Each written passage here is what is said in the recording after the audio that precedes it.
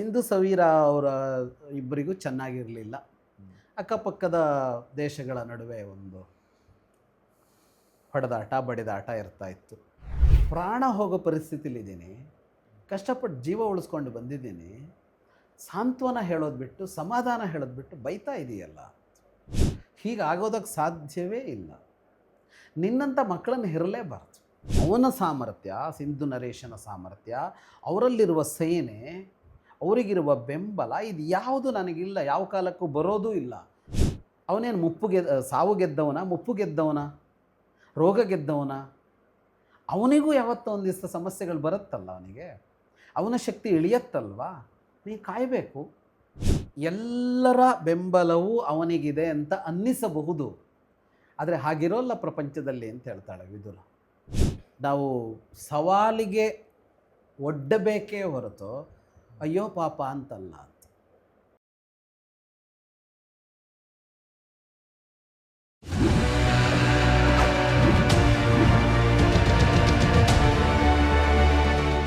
ನಮಸ್ಕಾರ. ಕಥಾ ಸಂಚಯಕ್ಕೆ ನಿಮ್ಮೆಲ್ಲರಿಗೂ ಕೂಡ ಸ್ವಾಗತ. ಬೆಳಕಿಲ ಪ್ರದೀಪ್ ಯೂಟ್ಯೂಬ್ ಚಾನಲ್ನ ಈ ಸರಣಿಯಲ್ಲಿ ನಿಮಗಾಗಿ ನಾವು ಒಂದಿಷ್ಟು ಅದ್ಭುತ ಅನಿಸುವಂತಹ, ವಿಶೇಷ ಅನಿಸುವಂತಹ, ಕೌತುಕ ಭರಿತವಾದಂತಹ ಕಥೆಗಳನ್ನು ತರುವಂಥ ಪ್ರಯತ್ನ ಮಾಡ್ತಿದ್ದೀವಿ. ಅದನ್ನೆಲ್ಲ ನಮ್ಮ ಜೊತೆ ಮಾಡ್ತಾ ಇರುವಂಥದ್ದು ವಿದ್ವಾನ್ ಜಗದೀಶ್ ಶರ್ಮಾ ಸಂಪ ಅವರು. ಅವ್ರನ್ನ ಕಾರ್ಯಕ್ರಮಕ್ಕೆ ಸ್ವಾಗತ ಮಾಡ್ತಾ ನೇರವಾಗಿ ನಾವು ಯಾವತ್ತಿನ ಥರ ಇವತ್ತಿನ ಕಥೆನ ಹೇಳಿ ಅಂತ ಅವರಲ್ಲಿ ಕೇಳ್ಕೊಳ್ತಾ ಇದ್ದೀವಿ. ಇವತ್ತಿನ ಕತೆಗೆ ದಕ್ಷಿಣದಿಂದ ಸ್ವಲ್ಪ ಉತ್ತರಕ್ಕೆ ಹೋಗೋಣ. ಉತ್ತರಕ್ಕೆ ಹೋಗಿ ಸ್ವಲ್ಪ ವಾಯುವ್ಯಕ್ಕೆ ಹೋಗೋಣ. ಅಲ್ಲಿ ಯುದ್ಧ ನಡೀತಾ ಇದೆ. ಅದರ ಆಸುಪಾಸಿನಲ್ಲಿ ನಡೆದ ಕಥೆ. ಸವೀರ ಅಂತ ಒಂದು ರಾಜ್ಯ ಇತ್ತು. ಸಿಂಧೂ ಸವೀರ ಅಂತ ಅಕ್ಕಪಕ್ಕದ ರಾಜ್ಯಗಳು. ಸಿಂಧೂ ಅಂತ ಅಂದರೆ ಈಗಿನ ಅಫ್ಘಾನಿಸ್ತಾನ, ಪಾಕಿಸ್ತಾನದ ಸ್ವಲ್ಪ ಭಾಗ, ಪಕ್ಕಾ ಅಫ್ಘಾನಿಸ್ತಾನ ಇದು ಅಂತ ಹೇಳೋಕ್ಕಾಗಲ್ಲ, ಆ ಥರದ ಭಾಗಗಳು. ಇವತ್ತಿನ ವಿಂಗಡಣೆ ಬೇರೆ ಇದೆ, ಅವಾಗ ಸ್ವಲ್ಪ ಬೇರೆ ಇದೆ. ಆ ಭಾಗದಲ್ಲಿ ಸವೀರ ಅಂತ ಒಂದು ರಾಜ್ಯ ಇತ್ತು. ಸಿಂಧು ಸವೀರ ಅವರ ಇಬ್ಬರಿಗೂ ಚೆನ್ನಾಗಿರಲಿಲ್ಲ. ಅಕ್ಕಪಕ್ಕದ ದೇಶಗಳ ನಡುವೆ ಒಂದು ಹೊಡೆದಾಟ ಬಡಿದಾಟ ಇರ್ತಾ ಇತ್ತು. ಸವೀರ ದೇಶವನ್ನು ಸಂಜಯ ಅಂತ ಒಬ್ಬ ಆಳ್ತಾ ಇದ್ದ. ಅವನಿನ್ನೂ ಸಣ್ಣ ವಯಸ್ಸಿನವನು, ಯುವಕ. ಸಿಂಧು ದೇಶದ ಜೊತೆಗೆ ಒಂದು ಯುದ್ಧ ಆಗತ್ತೆ. ಸಿಂಧುವಿನ ಆಗಿನ ಅಧಿಪತಿ ಬಹಳ ಸಮರ್ಥ, ಬಹಳ ಪರಾಕ್ರಮಿ. ಸಿಂಧುಪತಿ ಯಾರಿದ್ನೋ ಅವನಾಗಿನವನು. ಅವನು ಸ್ವಲ್ಪ ಇನ್ನೂ ವಯಸ್ಸಾದವನು, ಪ್ರೌಢ ವಯಸ್ಕ, 16 ವರ್ಷಗಳು ರಾಜ್ಯಭಾರ ಮಾಡಿದವನು, ಯುದ್ಧಗಳನ್ನು ಮಾಡಿದವನು, ಅನುಭವ ಎಲ್ಲ ಜಾಸ್ತಿ ಇತ್ತು. ಇವನು ಹೊಸದಾಗಿ ಬಂದಿದ್ದಾನೆ. ಹಾಗಾಗಿ ಯುದ್ಧದಲ್ಲಿ ಇವರು ಸೋತರು, ಸವೀರದವರು ಸೋತರು. ಸವೀರದವರು ಬರೀ ಸೋತಿಲ್ಲ, ಇವನಿಗೆ ತುಂಬ ಪೆಟ್ಟು ಬಿತ್ತು. ಸಂಜಯನಿಗೆ ತುಂಬ ಪೆಟ್ಟು ಅಂದರೆ ಸತ್ತೇ ಹೋಗ್ತಾನೆ ಅನ್ನುವಷ್ಟು ದೇಹ ಅಲ್ಲ, ಗಾಯ ಆಗಿ ರಕ್ತಸಿಕ್ತವಾಗಿ. ಸರಿ, ಸೋತರು. ಅವನನ್ನು ಕರ್ಕೊಂಡು ಬಂದರು, ಅರಮನೆಯಲ್ಲಿ ಮಲಗಿಸಿದ್ರು. ಅವನ ತಾಯಿ ವಿದುಲಾ ಅಂತ, ತಾಯಿ ಬಂದು ನೋಡೋದಕ್ಕೆ ಹೀಗಾಗಿದೆ ಅಂತ. ಅವನು ಮಲಗಿದ್ದ, ಅವಳು ನೋಡಿದವಳು ತಾಯಿಯನ್ನು ಮಾಡಬೇಕು, ಬೈಯೋದಕ್ಕೆ ಆರಂಭ ಮಾಡಿದ್ಳು. ಎಂಥ ಮನುಷ್ಯ ನೀನು, ಯುದ್ಧದಲ್ಲಿ ಪೆಟ್ಟು ತಿಂದು ಹಿಂದೆ ಬಂದಿದೆಯಲ್ಲ, ಹೀಗ ಯುದ್ಧ ಮಾಡೋದು ಅಂತ ಬೈಯೋದಕ್ಕೆ ಆರಂಭ ಮಾಡಿದ್ರು. ಅವನಂದ, ಪ್ರಾಣ ಹೋಗೋ ಪರಿಸ್ಥಿತಿಲಿದ್ದೀನಿ, ಕಷ್ಟಪಟ್ಟು ಜೀವ ಉಳಿಸ್ಕೊಂಡು ಬಂದಿದ್ದೀನಿ, ಸಾಂತ್ವನ ಹೇಳೋದು ಬಿಟ್ಟು ಸಮಾಧಾನ ಹೇಳೋದು ಬಿಟ್ಟು ಬೈತಾ ಇದೆಯಲ್ಲ. ಅವಳು ಮುಂದುವರಿಸ್ತಿದ್ಲು, ಸಂಜಯ ಅಂತ ನಿನಗೆ ಹೆಸರಿಟ್ವಿ, ಸಮ್ಯಕ್ ಜಯ ಅಂತ ಅರ್ಥ, ಅಂದರೆ ಗೆಲುವು ನೀನು ಅಂತ ಅರ್ಥ. ಆದರೆ ಸೋಲ್ತಾ ಇದ್ದಿ ನೀನು. ನಿನ್ನ ಹತ್ರ ಒಂದು ಯೋಜನೆ ಇಲ್ಲ, ಹೇಗೆ ಯುದ್ಧ ಮಾಡಬೇಕು ಅಂತ ಇಲ್ಲ, ದಿಢೀರಂತ ಯುದ್ಧಕ್ಕೆ ಹೋಗ್ತಿ, ಸೋತ್ಕೊಂಡು ಬರ್ತಾ ಇದ್ದಿ, ಇದೆಲ್ಲ ಕ್ರಮ.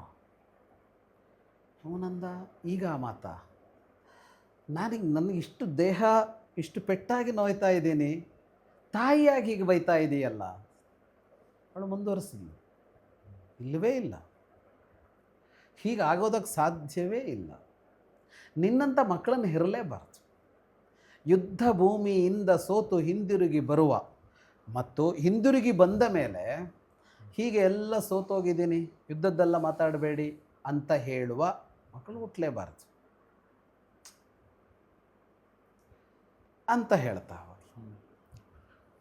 ಅವನು ಎಷ್ಟು ಹೇಳಿಕೊಂಡ್ರೂ ಅವಳದನ್ನು ಬಿಡಲೇ ಇಲ್ಲ. ನನಗೆ ಕೇಳಿದೆ, ಏನು ಮಾಡಬೇಕು ಅಂತಾರೆ ಅಂದರೆ ನಿನ್ನ ಪ್ರಶ್ನೆ, ನಿನ್ನ ಅಭಿಪ್ರಾಯ, ನಾನು ಏನು ಮಾಡಬೇಕು? ಅವಳು ಹೇಳಿದ್ಲು, ಈಗ ಪೆಟ್ಟು ತಿಂದು ಬಂದಿದ್ದಿ ಸರಿ, ಆದರೆ ಮುಂದೆ ಗೆಲ್ಲಬೇಕು. ಅವನು ಹೇಳ್ದ, ಸಾಧ್ಯನೇ ಇಲ್ಲ.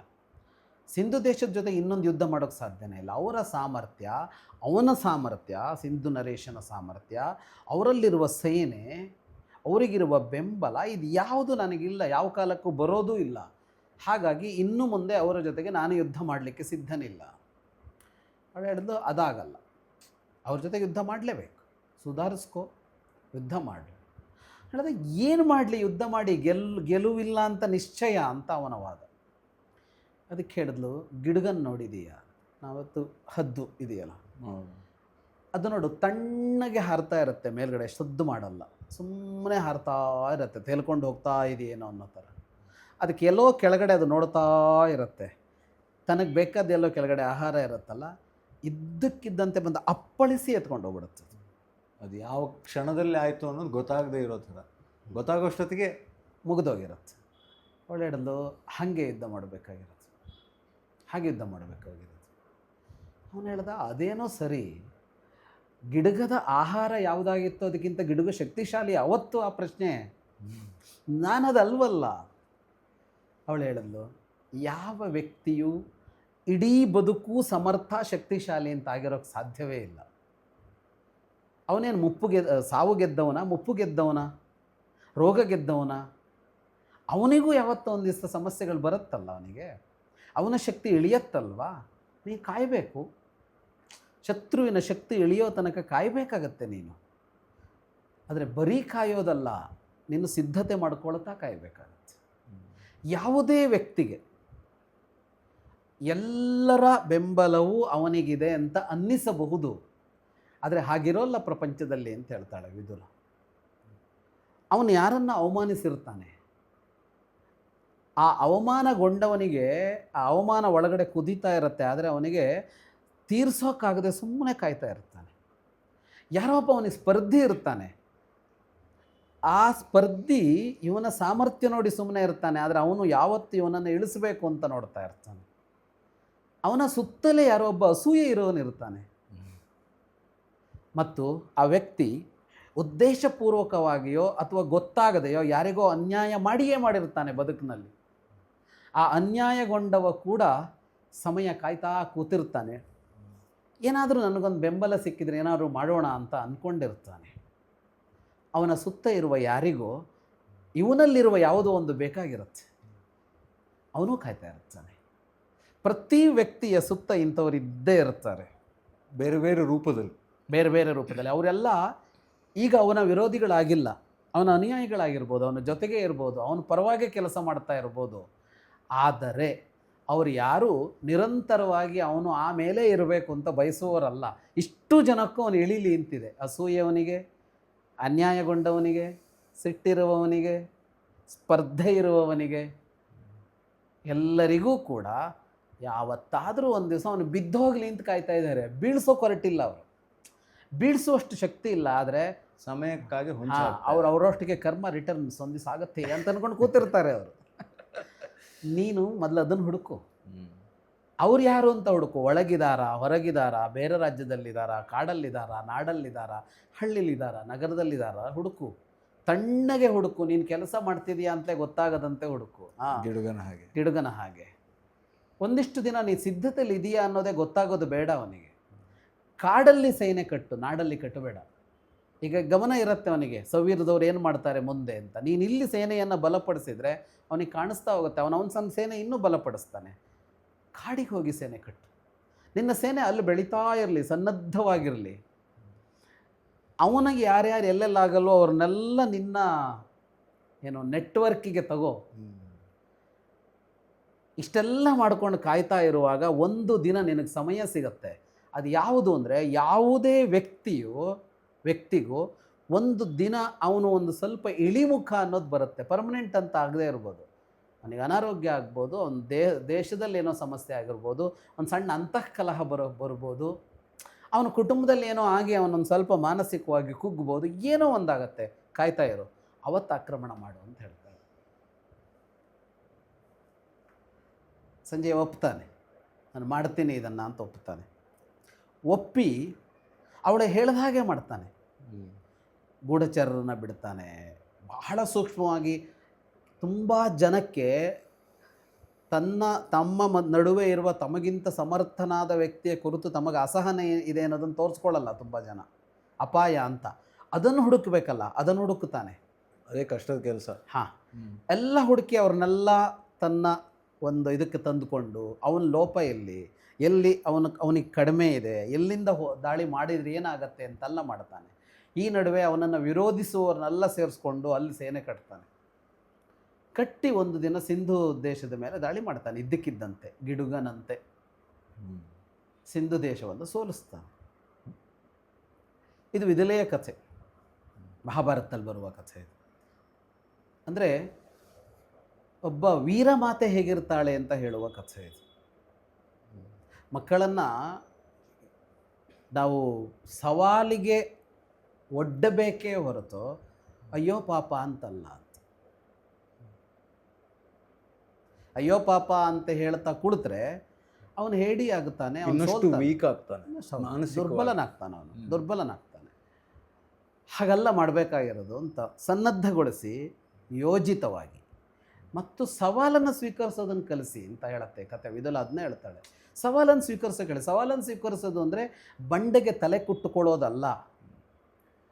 ಬಂಡೆ ಅಂತ ಗಟ್ಟಿ ಆಗೋದಕ್ಕೆ, ಬಂಡೆಗಿಂತ ತಲೆಗಟ್ಟಿ ಮಾಡಿಕೊಂಡು ಬಂಡೆ ಹೊಡೆಯೋದು ಹೆಂಗೆ ಅಂತ ನೋಡಬೇಕು ಅಂತ. ಬಂಡೆ ಗಟ್ಟಿ ಇದ್ದಾಗ ತಲೆ ಕೊಡೋದಲ್ಲ ಅಂತ. ಹಾಗೆ ಇಷ್ಟು ಮಾಡಿಕೊಂಡು ಹೇಗೆ ಮೇಲೆ ಬರಬೇಕು ಅನ್ನೋದಕ್ಕೆ ಸಿದ್ಧಪಡಿಸ್ಬೇಕು ಅಂತ. ಹಾಗಾಗಿ ಸವಾಲಿಗೆ ಒಡ್ಡದೆ, ಸಿದ್ಧತೆಗೆ ಒಡ್ಡದೇ ಇದ್ದರೆ ಆ ತಾಯ್ತನ ಆಗೋಲ್ಲ ಅನ್ನೋದನ್ನು ವಿದುಲೆ ಹೇಳ್ತಾಳೆ ಅಂತ. ಪೇರೆಂಟಿಂಗಿಗೆ ಒಂದು ದೊಡ್ಡ ಮಾದರಿಯಾಗಿ ವಿದುಲೆ ನಿಲ್ತಾಳೆ. ಮಹಾಭಾರತದಲ್ಲಿ ಈ ಕಥೆಯನ್ನು ಹೇಳೋದು ಕುಂತಿ, ಅವಳು ಈ ಕತೆ ಹೇಳೋದು ಕೃಷ್ಣನಿಗೆ. ಅದು ಯಾವಾಗ ಅಂದರೆ ಕೃಷ್ಣ ಸಂಧಾನಕ್ಕೆ ಬಂದಿರ್ತಾನಲ್ಲ, ಯುದ್ಧ ಬೇಡ ಅಂತ. ಹೌದು. ಆಗ ಅವಳು ಕೃಷ್ಣನಿಗೆ ಹೇಳ್ತಾಳೆ, ನನ್ನ ಮಕ್ಕಳಿಗೆ ಈ ಕತೆ ಹೇಳು. ಸಂಧಾನ ಅಲ್ಲ ಮಾಡ್ಕೋಬೇಕಾಗಿದ್ದು, ನಿಮ್ಮ ರಾಜ್ಯವನ್ನು ಮೋಸದಿಂದ ಕಿತ್ತುಕೊಂಡಿದ್ದಾರೆ ಇದು ಅಂತ ಸಂದೇಶ ಕಳಿಸ್ತಾಳೆ ಕುಂತಿ. ಅಲ್ಲೇ ಆಸ್ತಿನಪುರದಲ್ಲಿ ಕುಳಿತು ಅರಮನೆಯ ಪಕ್ಕದಲ್ಲೇ ಇದ್ದು ತನ್ನ ಮಕ್ಕಳಿಗೆ ಸಂದೇಶ ಕಳಿಸ್ತಾಳೆ, ಯುದ್ಧ ಮಾಡಿ ಎನ್ನುವ ಸಂದೇಶ. ಇದು ಅಷ್ಟೊಂದು ಪ್ರಚಲಿತದಲ್ಲಿ ಇರುವಂತಹ ವಿಚಾರವ ಇದು? ಇಲ್ಲ, ಹೆಚ್ಚು ಜನ ಗಮನಿಸಿಲ್ಲ ಅದನ್ನು. ಉಪಕಥೆಗಳಲ್ಲ, ಅದನ್ನು ಹೆಚ್ಚು ಗಮನಿಸಿರೋದು. ಆದರೆ ಇದು ಅಷ್ಟೊಂದು ಟರ್ನಿಂಗ್ ಪಾಯಿಂಟ್ ಕೊಡುವಂತಹ ಕಥೆ. ಹೌದು. ಅದೇ ಮಹಾಭಾರತದ ಕಥೆಯೂ ಹೌದು, ನಮ್ಮ ಜೀವನಕ್ಕೂ ಕೂಡ ಅಷ್ಟೇ ಮುಖ್ಯ. ತುಂಬ ಅಮ್ಮಂದಿರೋದನ್ನ ನಾವು ನೋಡ್ತೀವಿ. ಏನು ಅಂತಂದರೆ, ಒಂದೋ ಅವರನ್ನು ಅಂದರೆ ಅವರ ಸಾಮರ್ಥ್ಯವನ್ನು ಇದು ಕಡಿಮೆ ಆಗೋ ರೀತಿಯಾದಂಥ ವಿಚಾರಗಳನ್ನು ಇದು ಮಾಡೋದು, ಇಲ್ಲ ನೀನು ಹೋಗಬೇಡ ಮಾಡಬೇಡ ಅನ್ನೋಂಥದ್ದು, ಅಥವಾ ಏನು ಬೇಕೋ ಮಾಡು ಅಂತ ಹೇಳ್ಕೊಂಡು, ಅದು ಎರಡೂ ಕೂಡ ತಪ್ಪು ಅನ್ನೋದನ್ನು ಇದು ಸೂಚಿಸುತ್ತೆ. ಯಾಕಂದರೆ ಏನೇ ಮಾಡೋದಿದ್ರೂ ಸನ್ನದ್ಧನಾಗಿ ಮಾಡು ಅನ್ನೋದು. ಅಷ್ಟು ಎನ್.ಎಸ್. ಲಕ್ಷ್ಮಣ ಭಟ್ರದ್ದೊಂದು ಭಾಳ ಪ್ರಸಿದ್ಧ ಹಾಡಿದೆಯಲ್ಲ, ಅಮ್ಮ ನಿನ್ನ ಏನು ಗಾಳಕ್ಕೆ ಸಿಕ್ಕ ಮೀನು ಅಂತ ಒಂದಿದೆಯಲ್ಲ, ಅದು ಇದನ್ನೇ ಹೇಳುತ್ತೆ, ನನ್ನನ್ನು ಕಟ್ಟಿ ಹಾಕಬೇಡ, ನಾನು ಹಾರ್ತೀನಿ ಬಿಡು ಸ್ವತಂತ್ರವಾಗಿ ಅಂತ ಹೇಳುತ್ತೆ. ಹೋಗಿ ಹಿಂದಿರುಗಿ ಬರ್ತೀನಿ ನಾನು ಅಂತ. ಮಗು ತಾಯಿಯಲ್ಲಿ ಹೇಳುವ ತರಹದ ಇದಿದೆ, ಹಂಗಿರಬೇಕು ಅಂತ. ಅದೆಷ್ಟೋ ಅಮ್ಮಂದಿರಿಗೆ ಈ ಹಿಂದಿನ ಸಂಚಿಕೆಯಲ್ಲೂ ಅಮ್ಮನ ಇನ್ನೊಂದು ಕಥೆ ಬಂತು. ಆದರೆ ಈ ಕಥೆಯಲ್ಲಿ ನಮ್ಮೆಲ್ಲ ಅಮ್ಮಂದಿರನ್ನು ಇನ್ನಷ್ಟು ತಯಾರು ಮಾಡುವಂಥ ಒಂದು ಸಂದೇಶ.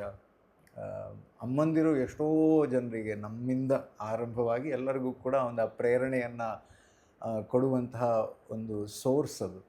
ಸೊ ಆ ಅಮ್ಮಂದಿರಿಗೆ ಪ್ರೇರಣೆಯಾಗಿ ಈ ಕಥೆ ಕೊಟ್ಟಿದ್ದಕ್ಕೆ ಧನ್ಯವಾದ ಹೇಳ್ತಾ ಇದ್ದೀನಿ. ಆ ಎಲ್ಲ ಅಮ್ಮಂದಿರಿಗೆ ಇದನ್ನು ಡೆಡಿಕೇಟ್ ಮಾಡ್ತಾ ಈ ಸಂಚಿಕೆಯನ್ನು ಇಲ್ಲೇ ಮುಗಿಸ್ತಾ ಇದ್ದೀವಿ. ಈ ಸಂಚಿಕೆ ನಿಮಗೆ ಇಷ್ಟ ಆಗಿದೆ ಅಂತಂದರೆ ಒಂದಿಷ್ಟು ಜನರಿಗೆ ಹಂಚಿ, ಹಾಗೆ ಮುಂದಿನ ಸಂಚಿಕೆಗಾಗಿ ಕಾಯ್ತಾ ಇರಿ ಅಂತ ಹೇಳ್ತಾ ನಮಸ್ಕಾರ.